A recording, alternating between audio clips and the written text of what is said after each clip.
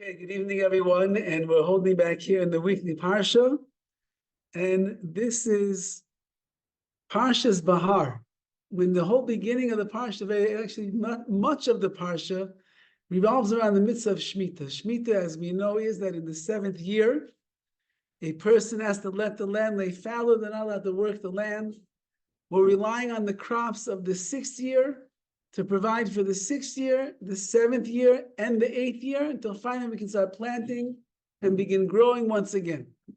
So as in every single mitzvah that we have in the Torah, every mitzvah is given to Klal Yisrael to connect ourselves with Hashem.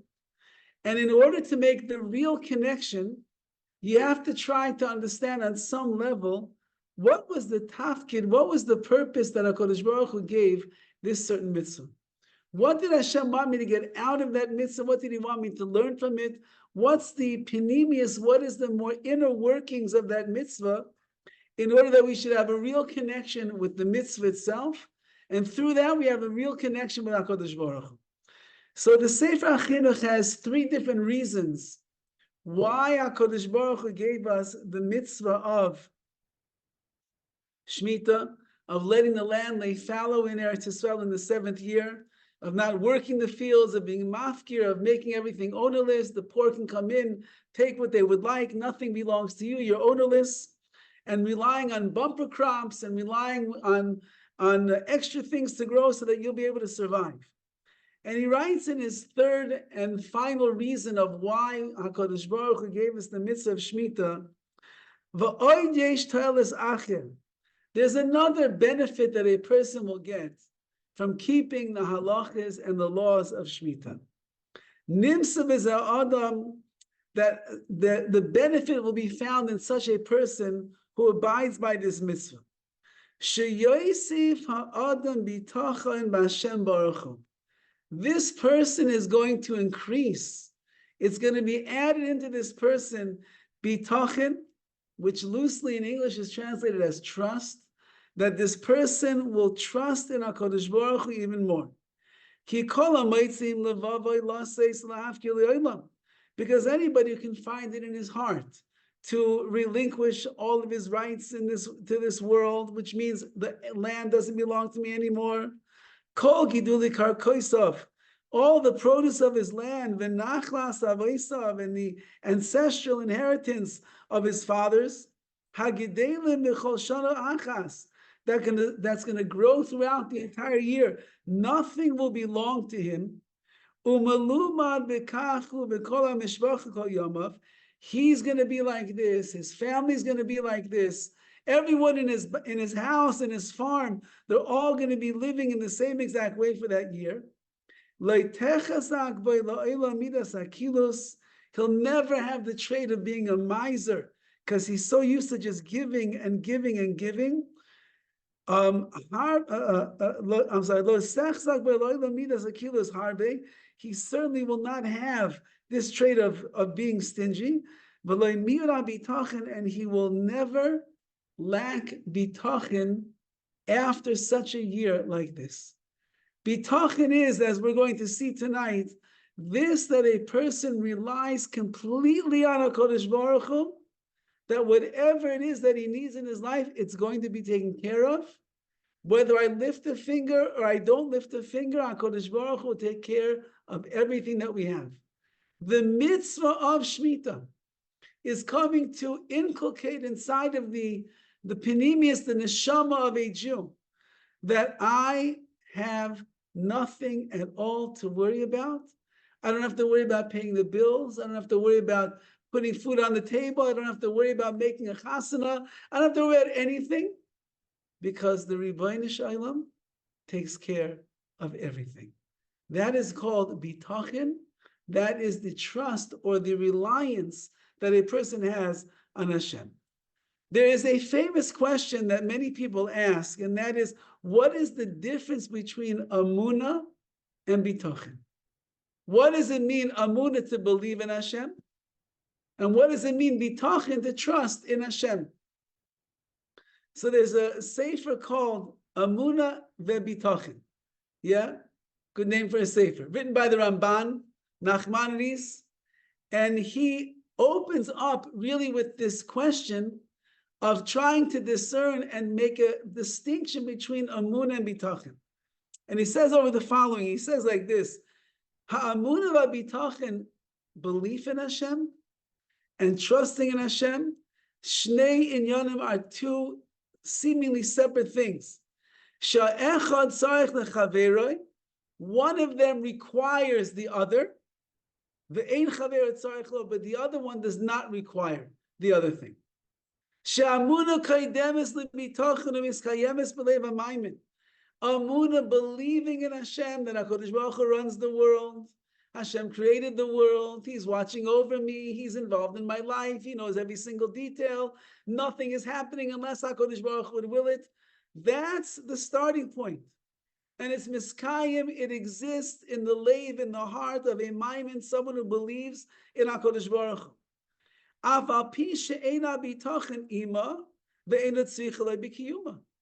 And even if you have if you have this amuna, it's not a raya, it's no proof that you're going to have something called bitachon, that you trust in Hashem.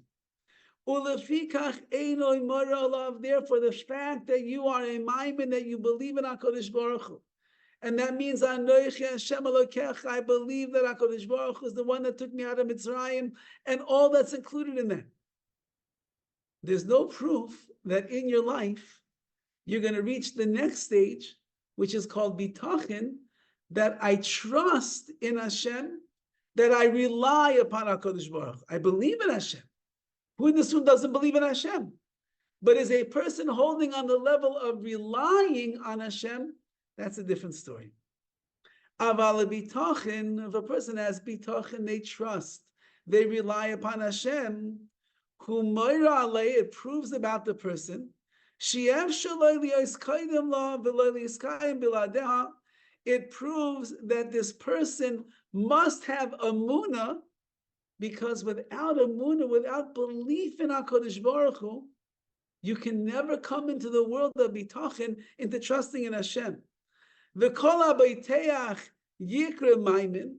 Anyone who believes, anyone who trusts in Hashem is called a maimin, a believer. But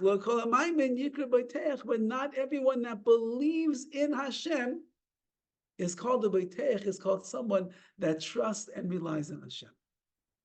It says the Ramban in his opening words over here that there are two parts of our world of faith with Hashem. The starting point is emunah. You got to believe in HaKadosh Baruch Hu. It's interesting. Bitachon is not in the Ten Commandments. Anochi Hashem Elokecha, you have to believe that HaKadosh Baruch Hu is master of the universe. That is in the Ten Commandments. There should be no foreign gods in front of Hashem, and you can't bow down to idols. That is in the Ten Commandments. But bitachon, that I trust in HaKadosh Baruch Hu, that everything I have in my life is I have nothing to worry about because Hashem's going to take care of everything. That's not really in the Ten Commandments. And therefore says the Ramban, you could believe in Hashem and not have bitachon. But if you have bitachon, it must mean that you actually are a maimin, you believe in Hashem as well. And he says over a very beautiful mashal. Amuna, faith in Hashem, belief in Hashem, is like an elon, it's like a tree. V'bitachon kemo hapri. And bitachon, trusting in Hashem, that's like the fruit of the tree. Hapri la'ois ala elon, the fruit itself is a sign that there's a tree. Or the grass that is underneath, that is growing, helping for everything to grow, it's a proof that there's something that's growing over here.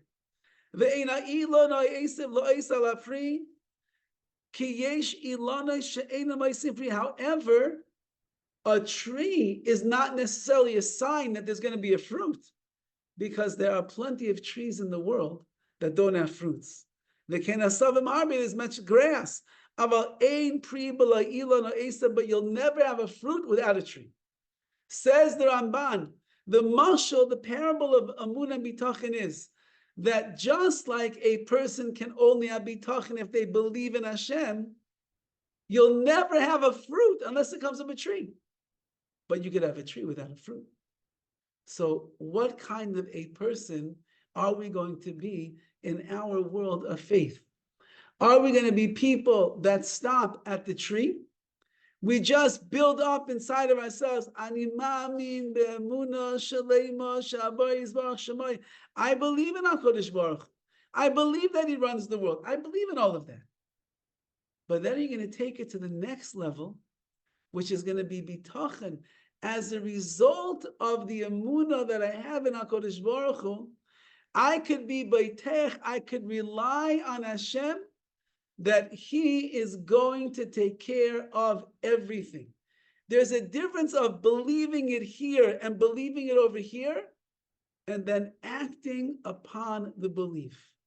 The bitachon of a person is, I'm acting on that belief. I could be a Baal bitachon, I could be a person of bitachon in theory, but HaKadosh Baruch Hu wants us to be a Baal bitachon, a person of trust and reliance in Hashem in practice. And that's only if I take it out to the next level. And therefore, the Ramban continues and he writes, Kol habeitech maimin, anybody that trusts in Hashem, believes in Hashem, lefi she'ein adam beitech ela b'mi she'maimin boi, a person will only trust in the one that he believes in. He believes in the one that he knows could fulfill his requests. However, as we said before, just because you believe doesn't mean you trust. Sometimes you're afraid, maybe you did sins, you're not going to be answered. Maybe Hashem made a lot of miracles for you already, and you already got your reward, so you're not so sure, is HaKadosh Baruch Hu going to answer, my tefillah is going to give me everything I want. And therefore says the Ramban, that the two-staged progress of a maimin, of someone that has a faith, is you've got to get to the next level. The next level is I'll act on the emunah that I have. So it's a very interesting thing. When we come to daven, so we come and we're praying to Hashem. So now, if you don't believe in Hashem, you can't daven. Who are you davening to? If you don't believe in that there's a Rebbeinu Shalom, that HaKadosh Baruch Hu is listening, and Hashem can do anything, so that when you come to shul or you sit in your house and you pick up a siddur and you daven, so you're talking to him. So Amunah means that I have someone that I can daven to, I can ask my request, I believe in Hashem. Bitachon means I trust that when I daven to HaKadosh Baruch Hu is listening, and HaKadosh Baruch Hu can answer all of my tefillahs. That's a higher level than Amunah. Amunah is the foundation, and the level on top of that is going to be our bitachon. Says the Sefer HaChinuch, you know why HaKadosh Baruch Hu gave us the mitzvah of Shemitah? Because that is applied Amunah in a person's life. It's called bitachon. I believe in Hashem. HaKadosh Baruch Hu created the world, and the whole world belongs to Him. And HaKadosh Baruch Hu made a whole system in the universe called derech, called teva, called nature. And the nature is that if you put a seed into the ground and you cover it up with dirt and you water and the sun comes in the right way and the wind is not too strong, it doesn't get too cold, everything is going to grow beautifully and perfectly. That's the way that Hashem made the world. And therefore, when I go out to the field and I'm farmer John and I plant in the field and I do all of that, I'm a maimin, I believe in HaKadosh Baruch Hu, that's how things are going to work. Says the Torah, let's take it up a notch. And that is, even though that you believe that HaKadosh Baruch Hu runs the world in a certain way, where there's teva, there's nature, when you put a seed into the ground, everything's going to grow. But do you believe that it can grow supernatural? Do you believe that if you plant in the 6th year, there'll be a bumper crop that will last you 6, 7, and most of the 8th year until you can harvest? Do you believe in that?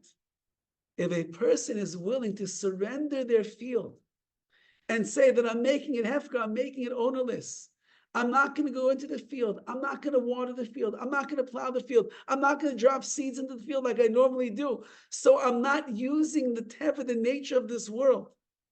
But Hashem, I trust in you that if you want to, you can make a miracle over here, and that which I planted in the 6th year is going to multiply out of control. I'll have everything that I need. I have nothing to worry about.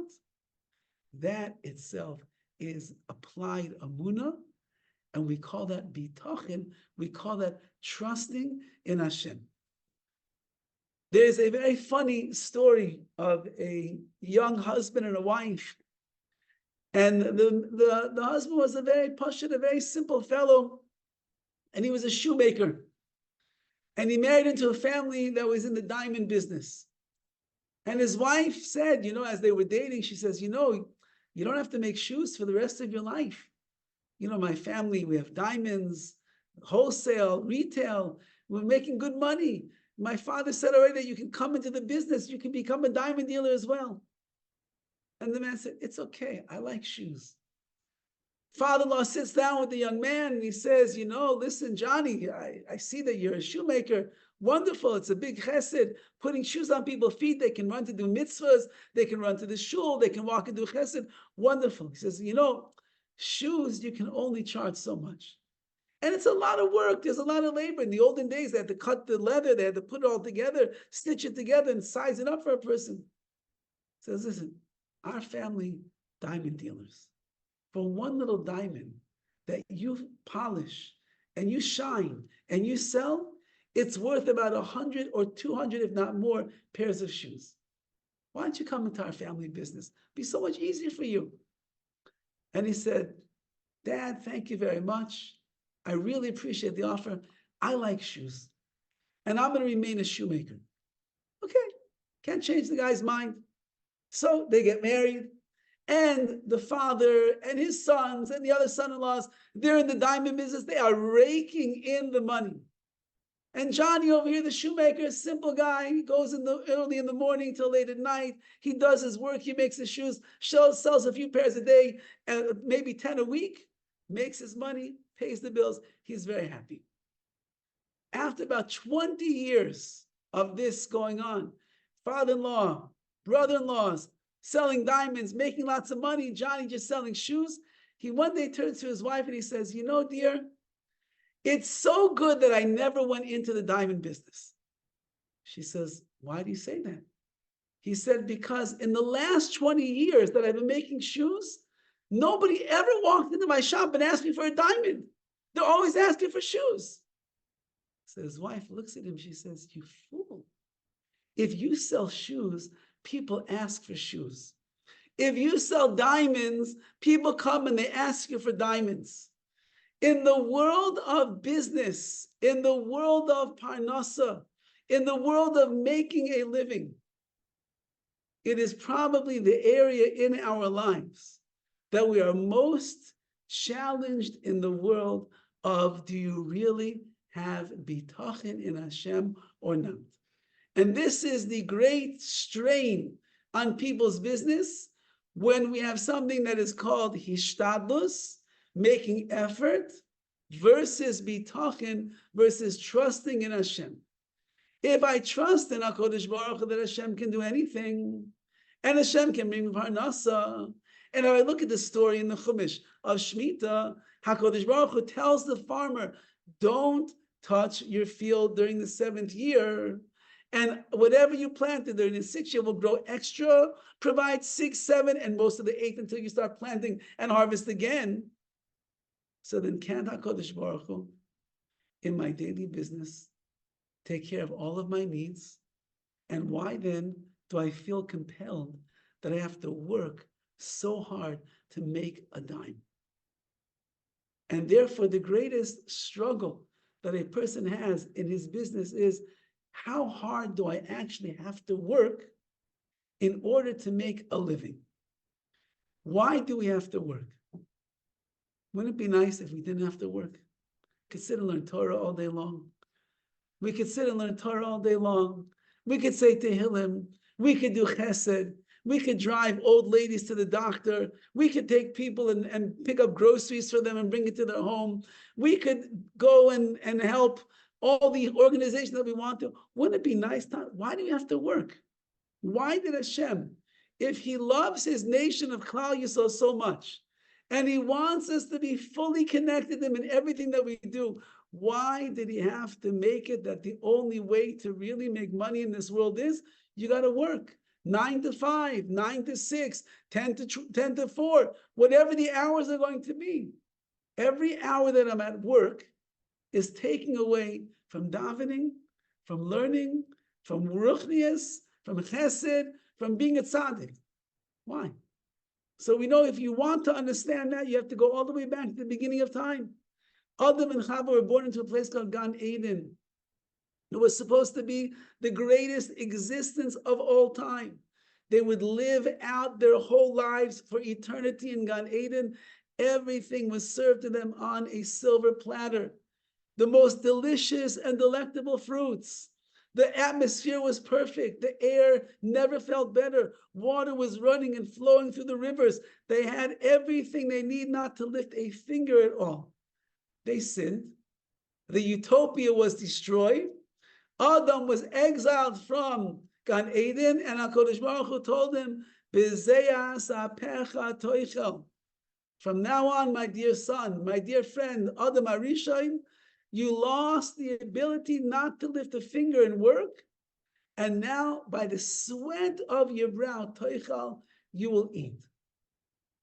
The mitzvah of, or the command, or the obligation that we have to be mishtadl, to work, to make a living, came about as a result of the chait, of the sin of Adam Arishon. Which means, as the Mesilas Yesharim explains, Hishtadlus, making effort to make a living, is not this great endeavor that a person should put in all of their energies into. Be going to work extra and staying later in the office to try to make an extra buck is not something that a person should be very proud of. Because the only reason that we have to go to work and do hishtadlus, make effort and work hard, is because we were cursed in the beginning of mankind, that you will no longer be able to have your livelihood come for free. You're going to have to make an effort. As my Rosh Yeshiva, Rav Aaron Feldman, once said in one of his shmuzim, the first time that he ever spoke in the yeshiva was PARSHAS Breishis, and he said Ner Yisrael is known for a yeshiva that allows, we'll call it allows. It doesn't encourage, it allows college. It's a yeshiva, guys are learning all day long, but people want to have parnasa down the road, so it allows for the boys at night, the ones that want to go to college. Rav Aaron Feldman was coming from 40 years in Eretz Yisrael. In those 40 years, part of the time was in Bnei Brak, living next to the Stipler, Rav Shach, and so on and so forth. And the rest of the time was living in Yerushalayim Yer HaKodesh in an atmosphere of complete Kedusha and Torah. And he stands up his first official drasha in Yeshiva's Ner Yisrael, America 101, and he says, I don't understand why the boys in this yeshiva spend so much time in college working and studying to make a living. He said, the advent of parnasa and making a living and working hard is a klala, is a curse that HaKadosh Baruch Hu gave to the world. Why would you spend so much energy and so much effort on a curse? The mitzvah of Bitachon is supposed to make a person realize that even if I don't work so hard, HaKadosh Baruch Hu can bring the parnasa anyway. Because it's not really up to me, it's really up to Hashem. Rav Dessler has a very long piece. It's called Bitachon veHishtadlus. Trusting in Hashem, relying on Hashem, versus the Hishtadlus, the effort that you need to make.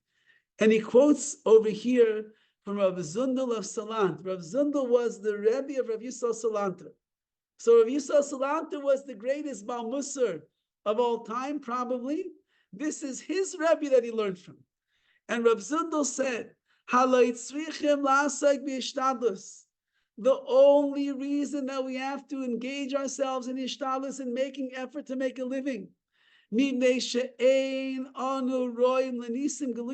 we are no longer worthy of receiving open miracles. If we would be on a level of receiving open miracles, you'd never have to lift a finger. Hashem would send. Hashem would send it in. Everybody knows so many famous stories, but one of them is that Rav Chaim Volozhiner was once talking in the yeshiva, giving a shmooze to the boys about Bitachon. And he said, if we would have real Bitachon in Hashem, HaKadosh Baruch Hu could bring us a gold watch right now. And everybody was like, why is that the example? But that's the example that he gave.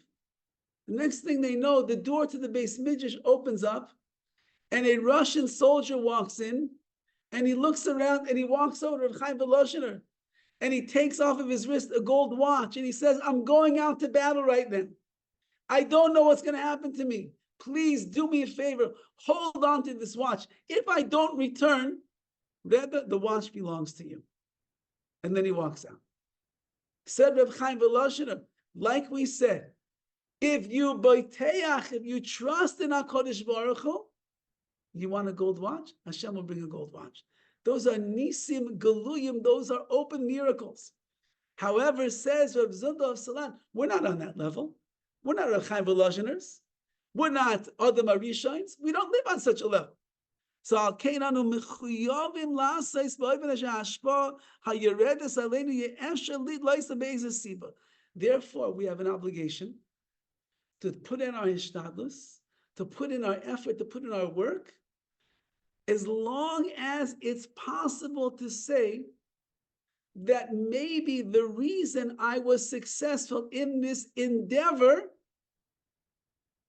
was because of me, was because of the deal that was made, was because of the way that everything ran in that business meeting. I charmed them, they liked me, so on and so forth. Because in the world of Hishtadlus, of effort, HaKadosh Baruch Hu becomes concealed, and then I am obligated to work hard in my emunah and my bitachon to reveal HaKadosh Baruch Hu in the efforts that I'm making. And therefore he writes, so he says, you have to do a little Hishtadlus, but enough, only enough, where you could blame everything on nature itself and forget that HaKadosh Baruch Hu is the one that is running the show. That's the challenge of Hishtadlus. The challenge of how much do you believe in Hashem? I believe, I trust in Hashem. How much do you really trust in Him? Do you trust in that everything that is happening in your business coming from Hashem? Well, it just so happened to be that I went to do this business deal, and the person over there was wearing the same exact tie as me. And so he liked my tie, I liked his tie, we liked each other, the deal went through. Look at that, how it worked out. Says Rav Zunda of Salan, if you think like that, so then you have to recognize that your avodah, your work is going to be, you got to be able to peel away those layers to find HaKadosh Baruch Hu. And he says about himself, Ani kaidish tar hagorala. The only hishtadlus I have to do is buy a lottery ticket. And if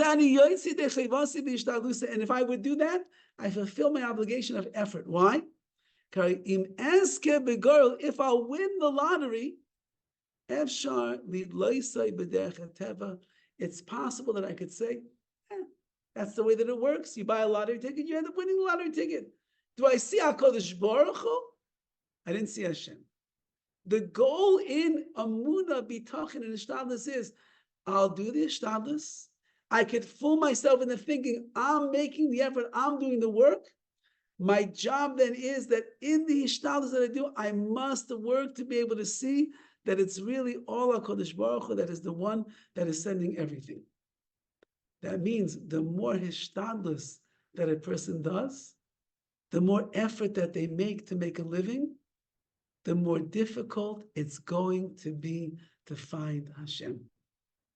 The less work that I do, the less effort that I make, and the money comes in, it's easier in that case to be able to find Hashem. And these are really the words of the Beis Halevi in his beautiful sefer that he writes on Bitachon. And he says, He says you need to understand this as well. If a person will decrease the amount of time that he works,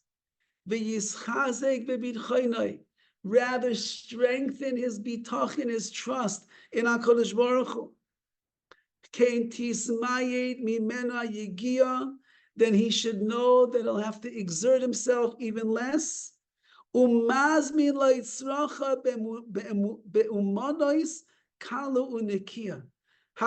Baruch Hu will bring him what he needs in a much easier, simplified trade or way in order for the money to come in how much he needs. So that's again, the less that I do, HaKadosh Baruch Hu says, oh, I see you trust in me. If you trust in me, that means you don't have to work so hard. If you don't have to work so hard, that means you're trusting in me that I'll give you the money. So without the 9-to-5 job, without the 9-to-6 job, without the 8-to-7 job, or however many hours a person is working these days. Somebody once asked me many years ago, I remember I learned this piece of Rav Dessler with him. So he was in a business that dealt with the internet. And he said that in his particular business, so some of the biggest hours of commerce and production is like 2 to 5 o'clock in the morning. So he wanted to know, he said, I work all day, but it's heavy traffic during 2 to 5. Do I need to work all day and then also go back on the computer from 2 to 5 in the morning? So what do? Bitachon, trust in Hashem, Hishtadlus, effort. Is that what everybody's doing in that business? Is everybody? No, not everybody's doing that. So you have two choices. Either you stop working during the day and you work from 2 to 5, because that's the ikr time that everyone's working, or you tell yourself, I put in my time. HaKadosh Baruch Hu, like the Gemara tells us, already decreed for a person how much money they're going to receive from Rosh Hashanah. Your whole salary was already determined from Rosh Hashanah. How much money you're going to get, how many flat tires you'll receive that will take away the money, how many phones you're going to drop into the water, have to buy yourself a new phone, how much the inflation is going to go up, and you're still not going to be making enough. All of that was determined on Rosh Hashanah. So whether I put in 5 more hours a week or 5 less hours a week, HaKadosh Baruch Hu determines what I'm going to make. So do I need to do extra? Says the Beis HaLevi. If you show me, says Hashem, that you're nismayid, you can do less, I see how much you trust in me, I'll take care of the rest. But the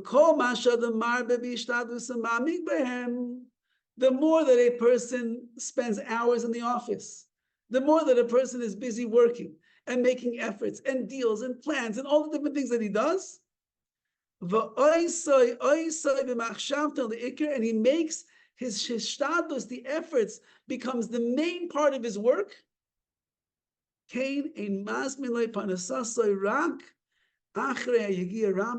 Says Hashem, then I will not bring you your parnasa, your livelihood, until you work very hard. You decide. It's up to you. You want to be a mindman that is boteach ba'HaKadosh Baruch Hu. You trust in Hashem. Hashem will bring me every penny that I need, even if I do less. If that's where you're holding in bitachon, then do less, because then with less work, Hashem's going to bring you everything. If you're not holding in that place, and you think that you need a lot of hishtadlus, you need to make a lot of effort, you have to put in a lot of hours, you have to get double time and overtime in order to make all the money, then says Hashem, go for it. But you should know, the money is only going to come if you're actually then putting in all the work that you think that you have to do. Okay, like I say, just teach us. Hashem says, the way that you are towards me, that's the way that I'm going to be towards you. If you work a little bit, I'll load you up with the bracha, parnasa. If you work a lot, I won't give you the money until you keep working a lot. What do you want? How kind of person do you want to be? Says the Torah in this week's Parsha, HaKadosh Baruch Hu gave us a mitzvah called Shemitah, an amazing mitzvah. It makes no sense. It's probably one of the ways that the Torah was written by HaKadosh Baruch Hu, because no other foolish man in the world would make up such a mitzvah and think that people would buy into it. Hashem says, Eretz Yisrael, holy land. Just like during the week, you have to rest on the seventh day. Your body can't keep running and running and running and running. You have to rest. The land of Eretz Yisrael has to rest also. In the seventh year, it's going to lay fallow. What are you going to do? Nothing. Can I see the land? No. Can I water land? No. Can I do this? No. Nothing. Leave it alone. Don't touch. But Hashem, how's it going to work? Don't worry. It says in the Torah. In the sixth year, when you plant, lo and behold, you'll have a bumper crop. It will last you 6th year and 7th year. And in the 7th year, you can't plant, so there's nothing waiting for you in the 8th year. Until everything will grow in the 8th year, there'll be enough from the 6th year crop, you'll be able to survive and provide for yourself. You believe in me, says Hashem? Do you trust in me? Even if you don't trust in me, you have to trust in me. The mitzvah of Shemitah obligates a Jewish farmer to trust in Hashem. And by going through the motions and doing the mitzvah and staying away from the land and not planting and sitting in the base mitzvah all year long and learning, guess what you get to see? Hashem Taka, he fulfilled his word. He takes care of everything. So then I learned, with less work, more profits. More work, same thing, maybe even less. And therefore I transfer that into my daily living. And I begin to realize that in everything that I'm going to do in the world of Parnasa, remember, like the Mesilas Yesharim says, the only reason that you're working and making effort is because it's the curse of Adam HaRishon. Why would you spend so much time on a curse? You wouldn't. You want to spend time on those things which are brachas. Mitzvahs are brachas. Learning Torah is brachas. Becoming a better person is a bracha. Work, it's a work. Avodah, the same language that we use for avdus, for slavery, to be subservient, is the work of avodah, is the word that we use for work. Don't be a slave to your work. Don't be a slave to your Hishtadlus. Rather, you humble yourself before HaKadosh Baruch Hu. You recognize that Hashem is doing everything. It's all coming from Hashem. And the way that you act towards Him, that is the way that HaKadosh Baruch Hu is going to act towards you. You do less, it's all going to come. You do more, you have to keep working and working to make the minimum that you are trying to procure. So Amunah is the starting point. Bitachon is afterwards. You can have Amunah and not Bitachon, and the goal of a Jew is to advance from the world of Amunah, of belief in Hashem, to get to a world where I trust in HaKadosh Baruch Hu, I rely upon Hashem, I honestly believe and I rely with all of my heart that Hashem is going to take care of me. I remember once the Rosh Hashiva Feldman said, he was talking about the idea of Bitachon, and he said that if a person really had Bitachon in Hashem, he said, then they wouldn't make these bank accounts that we make, the wedding account, the college account, the vacation account. We wouldn't have those accounts because we would trust in HaKadosh Baruch Hu that when I need money for a chasana, the money will be there. When I need money to pay for school, the money will be there. When I want to go on vacation, the money will be there. What do I have to worry about? So I remember one of the guys in the color raised his hand, and he was older than a lot of us, and he was already beginning to marry off his children. He said, but Rosh Hashiva, he says, with children, the weddings cost so much money. He says, how can you not have an account to be able to just make sure that you have a little bit of a cushion over there in the bank? How do you not have an account? So there's like a long pause, and he looked at the fellow. He saw he was very sincere, and he says, if you feel that you need to have an account for your children's weddings, you can have an account. It's okay. But if you have real bitachon, then you won't have to have an account for such things.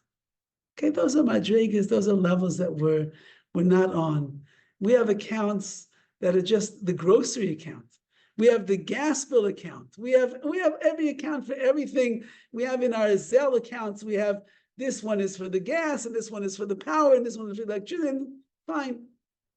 but at least trust that when you go to work, that the reason you're making money is because HaKadosh Baruch has decreed that He's going to give you the money for the job that you do. Now, the Chovos Levavos, which has a Shar Bitachon, which has a whole gate in the book that is for Bitachon, most of it revolves around Hishtadlus. It revolves around around work and the efforts you have to make in work. And he says over there, the Klal Gadol, the main principle is, and that is that whatever is considered to be normal in that particular field of business that you're in, whatever effort is normally made in that business, that is considered all of the Hishtadlus that you have to do. No more and no less. So if in your business it's a 9 to 5 job, okay, that's what you have to do. That's normal. If it's 9 to 4, then don't work 9 to 5. Now, Rav Dessler takes it another level and he says, but you could test your levels of bitachon. And therefore he writes, if you have a job that the average person works from 9 to 5, and that's how the Hishtadlus, that's how the effort goes. You work 9 to 5, you get the paycheck at the end of the week, you make the money. He says, why don't you try this? From now on, start leaving work half an hour earlier. It works if you're your own boss. It works a little bit better like that. Not every boss can be happy if you start leaving early. So let's say if you're your own boss, you could do it like this. 9 to 5, I'm going to start leaving at 4:30 every day. And then test the bank and see, are you still making the same amount of money every single week, every single month? If the answer is yes, next month, 9 to 4. And when 9 to 4, you're making the same money, take it down to 9 to 3:30. Until the next thing you know, you're going to sit in the base midrash all day long and you'll be learning. You're never going to go to work again. Because you realize no matter how little you do, HaKadosh Baruch is still going to bring the money. I want to end off with a story. I just heard this nice, amazing story. There was a shul, I don't know exactly where it was, somewhere I think on the East Coast. It was like in a well-to-do neighborhood, wealthy balabatim. And the shul was getting older and they decided, we're going to make a renovation campaign and they're going to redo the whole shul. Wow, amazing. And they raised from the balabatim hundreds of thousands of dollars and they're going to do a whole makeover on the shul. New insides, new benches, new seats, new chairs, new tables, on Kodesh, everything beautiful. So one of the people that was in charge of the renovation campaign and the team, he said, you know what? Once we're like redoing the Aron Kodesh and everything, we might as well get the Sifrei Torah checked to make sure that they're kosher as well. If they have such a nice shul, we should make sure that we have kosher Sifrei Torah. They said, great idea. So they called up a sofer, and the sofer comes down, and he takes out, there's 3 Sifrei Torah in the shul. One of those shuls is only 3 Sifrei Torah. He takes out all of the Sifrei Torah, and he goes through all of them, and he comes back to the board and he says, I'm sorry to tell you, every single one of your Sifrei Torah are puzzled, they're no good.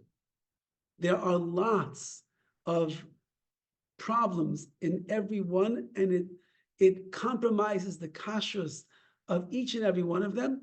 They're no good. He said, they need to be fixed. So they said, okay, Rabbi, how much will it cost to fix each one? He said, I'm estimating, seeing all the mistakes and everything that is there and how much work has to be done, it's going to cost approximately $6,000 for each one of the Sifrei Torah to get fixed. That's $18,000 altogether. Now, I can tell you from fixing Sifrei Torah, it's not so bad. It's really not so bad. Now, this is a shul that just raised hundreds of thousands of dollars to renovate the entire shul. And they said, are you kidding us? $6,000 each? Are you kidding? No way that we're spending that much money to fix up these Sifrei Torah. We'll give you $1,000 apiece. He said, it's not $1,000 job. I don't think you realize what I'm talking about over here. It's months of labor. I have to take them all off the atzei chaim, off the wood. We have to go through the entire thing. We have to fix it here. We have to fix it over there. It's hours and hours painstaking labor. It's $6,000 each. So they said, $1,000, or we're not doing anything. So the server said, I'm not obligated to fix a Sefer Torah for $1,000. My times for is 6,000. He said, okay, fine. So you know what? He takes the Sefer Torah, rolls him back up, puts him in the Aron Kodesh, and he says, have a nice day, and hatzlacha with your puzzle Sefer Torah. About 2 weeks later, the Gabbai of the shul calls this Sefer. And he says, how could you do that? And the Sefer says, how could I do what? How could you leave us 3 puzzle Sefer Torah, 3 Torahs that are no good? You should know that you didn't fix them. And so every single Monday, Thursday, and Shabbos, they're using Sefer Torah in our shul that are not kosher.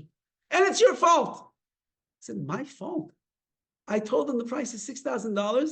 The chutzpah, they want to pay me $1,000 after spending $100,000 to renovate your shul. He says, Rabbi, you're the one who knows that they're puzzle. You're the one that can fix them. You take 1,000 or you take nothing. And it's your fault that we're making brachas and leaning from Sefer Torah that are puzzle. And the guy hangs up the phone. And the Sabbath says, chutzpah. What a chutzpah. These people they're so cheap. They spend so much money on the floor and they on the walls and on the lighting. They can't, for the kedusha of a Sefer Torah, they can't. I should feel bad. I don't feel bad. Then he started feeling bad. And he calls up one of his friends who's a sofer. And he tells him the story. And he says, so there's this shul, and they have 3 Sefer Torah, no good. And they're using them, brachas, Monday, Thursday, Shabbos, leaning out of them. It's bracha levatala. It's a wasted blessing. They shouldn't be doing it. What do you think I should do? So the other sofer says, you know what? I'll make you a deal. He says, how could we let Yidden be leaning from Apostle Sefer Torah? Let's go. He says, let's take them, and together you and I will work on them for this minimal price, 1,000, that's all they're willing to pay. We'll work, we'll kasher them up, and we'll give them back. We'll do a mitzvah. We'll save Yidden from doing an aver, from sinning by reading from a Sefer Torah that's no good. They're being cheap, whatever it is, that's their problem. We get the mitzvah of fixing up these Sefer Torah and giving them the mitzvah of kosher Sefer Torah. Fine. They go back to the shul. They take the Sefer Torah, and they work for like a month and a half, 2 months. They go through all 3, the 2 of them, and now they return them, put them back into the Aron Kodesh. They get their $3,000. Really should have been $18,000. They don't complain. Thank you very much. And they head back on their way home. Now, the shul where they were was like a little bit in the boondocks, outskirts, like Tarzan or something like that. And so they had a long drive to get back to where they had to go. As they're going on the way, on the drive back, they had to use the restroom, the facilities. So they're looking around and they're trying to find a place where they can go, and they get off the turnpike or wherever they were. And as they're driving down the road, they see a non-Jewish cemetery. And it's like the only building anywhere in any distance that they can see.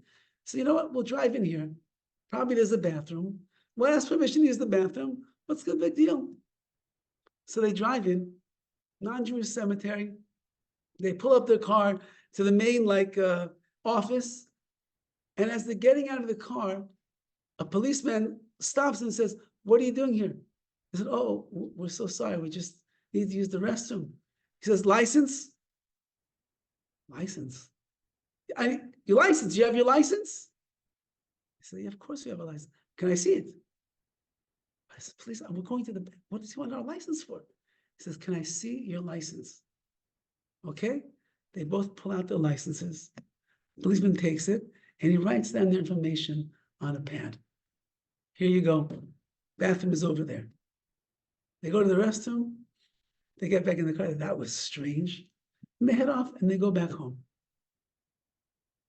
About a week later, they get a call from a lawyer's office. And the lawyer says, we're reading the will of so-and-so today tomorrow in the court. And you've been asked to be there for the reading of the will. And they said, reading of the will? For what's the name? And the guy's name was like John Anderson. John Anderson? What? the lawyer says, and trust me, it's worth your while to come and be there for the reading of the will. Okay? So these two Sofrim, they go out to the courthouse and they're there, and the judge begins reading the will. And he says the deceased, John Anderson, he died without any wife, without any children, without any relatives to his name. And he left in his last will and testament, whoever attended his funeral, he's leaving them $100,000. The two Soifim, these two rabbis, look at each other and they realize that funeral that they stopped at, in case I forgot to mention that. Yeah, I forgot to mention that part. When they stopped at the cemetery, there was a funeral that was taking place. And that's when the policeman asked them for their license. So anybody that was there at that funeral, they get $100,000. So they said to themselves, can you believe it? We did a mitzvah. We took care of these Sifrei Torah. We ended up kashing them up for $1,000 each, when it was really $6,000 worth of work. And HaKadosh Baruch Hu, he paid us. He gave us $100,000 each, just because we stopped at the right place at the right time on the way home. If you're Beitech B'Hashem, you trust in HaKadosh Baruch Hu, you believe in Hashem, you know that you do your work, HaKadosh Baruch Hu will take care of everything else, then even with a minimal amount of effort, Hashem will send you all the parnasa, all the livelihood, all the money that you need to cover all your bills. So we should learn from this great mitzvah of Bitachon, of Shemitah, like it says in the Sefer HaChinuch. It's here to teach us how to be B'teich B'Hashem. Anyone, HaB'teich B'Hashem, Chesed Yosef Avenu, Dovid HaMelech says, if you trust in Hashem, Chesed will surround you. Who's Chesed? The Chesed of Hashem. If you trust in Hashem, His Chesed, His kindness is going to surround you. He will take care of all of your needs. Have a wonderful night, everyone.